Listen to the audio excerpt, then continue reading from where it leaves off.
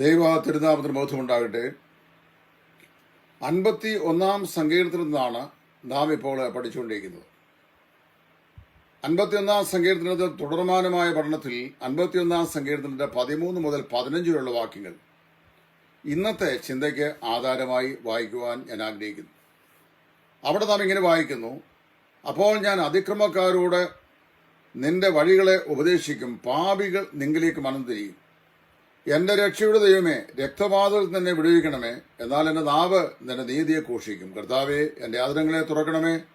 എന്നാൽ എന്റെ വായ നിന്റെ സ്തുതിയെ പ്രസ്താവിക്കും. പാപം വാസ്തവത്തിൽ ഒരു വിശ്വാസിയുടെ ജീവിതത്തെ വല്ലാതെ ബാധിക്കുന്നു എന്ന് മാത്രമല്ല, അത് മറ്റുള്ളവരെയും ബാധിക്കും. അവിശ്വാസികളായ ആളുകളെയും അത് ബാധിക്കും. ദാവീദ് തന്റെ ജീവിതത്തില് കർത്താവിന് വേണ്ടി സാക്ഷ്യം പറയാൻ ദൈവത്താൽ തിരഞ്ഞെടുക്കപ്പെട്ട ഒരു മനുഷ്യനായിരുന്നു. നമുക്കറിയാമല്ലോ, ഇസ്രായേലിന്റെ സിംഹാസനത്തിൽ വെച്ച് ദൈവത്തോട് അനുസരണക്കേട് കാണിച്ച ശൗലിനെ തൽസ്ഥാനത്ത് നീക്കി ആ സിംഹാസനത്തിലേക്ക് ഇശായിയുടെ മകനായ ദാവീദിനെ അഭിഷേകം ചെയ്ത് ദൈവം കൊണ്ടുവരികയാണ്. ഇവനത്രേ ഇസ്രായേൽ രാജാവ്, ഇവനെ അഭിഷേകം ചെയ്യുക, തൈലക്കൊമ്പ് അവന്റെ തലമേൽ ഒഴിക്കുക എന്ന് ദൈവം ശമൂവേലിനോട് പറഞ്ഞു. അങ്ങനെ ദാവീദിൽ ദൈവത്തിന്റെ ഉള്ളം പ്രസാദിച്ച് ഇസ്രായേലിന്റെ രാജാവായി ദൈവം അവനെ അഭിഷേകം ചെയ്തതാണ്. അങ്ങനെ വരുമ്പോൾ അവിടെ ദാവീദ് ഇപ്പോൾ പാപം ചെയ്തു പോയി. പാപം ചെയ്തു കഴിഞ്ഞപ്പോൾ അവൻ പറയാൻ, രക്തപാതകത്തിൽ നിന്ന് എന്നെ വിടുവിക്കണമേ. അവനെ മനസ്സിലാക്കി അവന്റെ കരങ്ങൾ രക്തപാതകം ചെയ്തതാണ്. ഊരിയാവിന്റെ ഭാര്യയുമായിട്ടുള്ള ഈ അവിഹിത ബന്ധം ഒരു പുരുഷന്റെ ജീവിതത്തിലെ ഏറ്റവും നികൃഷ്ടമായതും പൊറുക്കപ്പെടാൻ പ്രയാസമുള്ളതും ഏറ്റവും നീചവും അവനെ മലിനപ്പെടുന്നതും അവന്റെ ജീവിതത്തിന്റെ സമസ്ത സ്വസ്ഥതയും ഇല്ലാതാക്കുന്നതും അവനെ നശിപ്പിച്ചു കളയുന്നതും അവൻ ഒരു വിധത്തിലും രക്ഷപ്പെടാൻ കഴിയാത്തതുമായിട്ടുള്ള പാപമാണ് വ്യഭിചാരം, അതായത് അഡൽട്ടറി എന്ന് പറയുന്നു. അങ്ങനെയുള്ള ഈ പാപം അവന്റെ ജീവിതത്തിലുണ്ടായി കഴിഞ്ഞപ്പോൾ അവന് എന്ത് ചെയ്തു? ആ പാപത്തെ മറയ്ക്കാൻ അവളുടെ ഭർത്താവായ ഊരിയാവിനെ കൊല്ലാൻ തീരുമാനിച്ചു.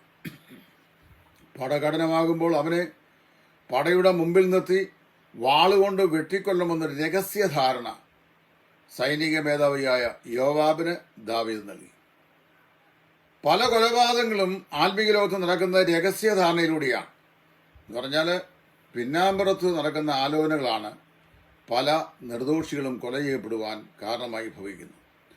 അങ്ങനെ നാം വായിക്കുന്നു, യോവാബ് ചെയ്തു. അവൻ ചെയ്ത ഈ പ്രവൃത്തി അവന്റെ കരങ്ങളിൽ രക്തത്തിന്റെ കറയെ ഉള്ളതാക്കി തീർത്തു. അപ്പോൾ ഇവിടെ നാം വായിക്കുന്നത്, ദൈവം അത് കണ്ടു. ദാവീദ് ചെയ്ത ഈ അതിക്രമം, രക്തപാതകം ദൈവം കണ്ടു. ഊരിയാവിനെ കൊല്ലുവാൻ രാജാവിന്റെ നിർദ്ദേശം നടപ്പിലാക്കിയ സൈനിക മേധാവിയായ യോവാബ് അത് കണ്ടു. അവനതറിയാം അത് ദാവീദാണ് ചെയ്തത് എന്ന്. മാത്രമല്ല, ഈ പ്രവൃത്തി ചെയ്തു കഴിഞ്ഞപ്പോൾ പാപം ദാവീദിന്റെ നാവിനെയും നിശബ്ദമാക്കി. നമ്മൾ വായിക്കുന്നത്, അവന്റെ നാവിന്മേൽ പാട്ടുകൾ ഇല്ലാതെയായി. അതുകൊണ്ടാണ് 15 വാക്യത്തിൽ നാം വായിക്കുന്നത്, കർത്താവേ, എന്റെ ആദരങ്ങളെ തുറക്കണമേ, എന്നാൽ എന്റെ വായ നിന്റെ സ്തുതിയെ പ്രസ്താവിക്കും. കർത്താവേ, എന്റെ ആദരങ്ങളെ തുറക്കണമേ, എന്നാൽ എന്റെ വായ നിന്റെ സ്തുതികൾ. അവന്റെ ആദരങ്ങൾ അടഞ്ഞുപോയെന്നാണ് വായിക്കുന്നത്. പാപം മനുഷ്യന്റെ ആദരങ്ങളെ അടച്ചു കളയുന്നു. അതാണ് 15 വാക്യം. ദാവീദ് ദൈവസന്നിധിയിൽ സ്തുതിഗീതങ്ങൾ പാടുന്നയാളായിരുന്നു.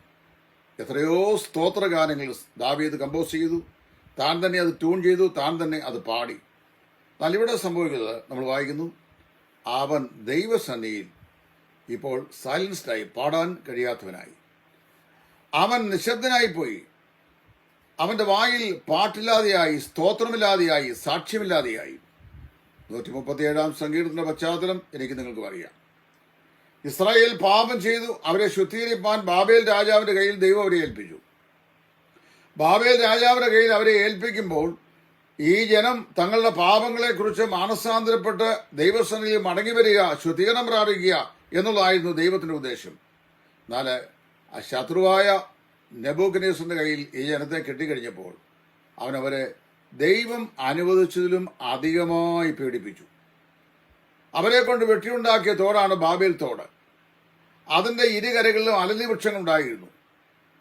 ഇസ്രായേലിൽ നിന്ന് അങ്ങ് ബാബിലോണിലേക്ക് പോയ ആളുകൾ തങ്ങളുടെ സംഗീതോപകരണങ്ങൾ അവരുടെ കൂടെ ഉണ്ടായിരുന്നു. ആ സംഗീത ഉപകരണങ്ങളെ അവർ ഈ അലറി വൃക്ഷങ്ങളിന്മേൽ തൂക്കിയിട്ടു. കഠിനാധ്വാനം ആയുധം കൊണ്ട് ചെയ്യുകയാണ്, തോടുവെട്ടി ഉണ്ടാക്കുകയാണ്. അപ്പോൾ അവരെ ബദ്ധരാക്കി കൊണ്ടുപോയ ആളുകൾ, ജാതികളിലെ ആളുകൾ അവരോട് പറഞ്ഞു, സിയോൻ, നിങ്ങൾ സിയോനിലല്ലേ, സിയോൻ നിവാസികളല്ലേ, സിയോന്റെ ഗീതങ്ങൾ ഒന്ന് പാടിക്ക്, ഞങ്ങളത് കേൾക്കട്ടെ. അവർ പറയുകയാണ്, ഞങ്ങൾ സിയോന്റെ ഗീതം അന്യന്റെ ദേശത്ത് പാടുന്നത് എങ്ങനെ? യെരൂശലേമേ, ഞാൻ നിന്നെ മറന്നുപോയാൽ, യെരൂശലേമേ, ഞാൻ നിന്നെ എന്റെ മുഖ്യ സന്തോഷത്തെക്കാൾ അധികം വിലമതിക്കാതെ പോയാൽ എന്റെ നാവ് അണ്ണാക്കോട് വറ്റിപ്പോകട്ടെ എന്ന് പറഞ്ഞു. അവൾ വാസ്തവത്തിൽ സിയോന്റെ ഗീതം അന്യന്റെ ദേശത്ത് പാടാൻ കഴിയാതെ വണ്ണം പാപം അവരുടെ നാവിനെ നിശബ്ദമാക്കി കളഞ്ഞു. ഒരു കാലഘട്ടത്തിൽ ദൈവസന്നിധിയിൽ സന്തോഷമായി പാടുകയും പ്രാർത്ഥിക്കുകയും ആനന്ദിക്കുകയൊക്കെ ചെയ്ത എത്രയോ ക്രിസ്തീയ ഭവനങ്ങൾ, എത്രയോ വിശ്വാസികളായ ആളുകൾ പിൽക്കാലത്ത് തങ്ങളുടെ ജീവിതത്തിൽ സാക്ഷ്യമില്ലാത്തവരായി, പാടുവാൻ കഴിയാത്തവരായി, ദൈവത്തിന് സ്തോത്രയാഗം അർപ്പിക്കാൻ കഴിയാത്തവരായി, ജീവിതത്തിൽ ബലഹീനരായി ഭവിച്ചിട്ടുണ്ട്. പാപം മനുഷ്യനെ ആ നിലയിൽ നിശബ്ദമാക്കും. അവിടെ ദാവീദ് പറയുകയാണ്, യഹോവേ, കർത്താവേ, എന്റെ അധരങ്ങളെ തുറക്കണമേ, എന്നാൽ എന്റെ വായ് നിന്റെ സ്തുതിയെ പ്രസ്താവിക്കും. അപ്പോൾ ഞാൻ അതിക്രമക്കാരോട് നിന്റെ വഴികളെ ഉപദേശിക്കും, പാപികൾ നിങ്ങളിലേക്ക് മനസ്സ് തിരിയും.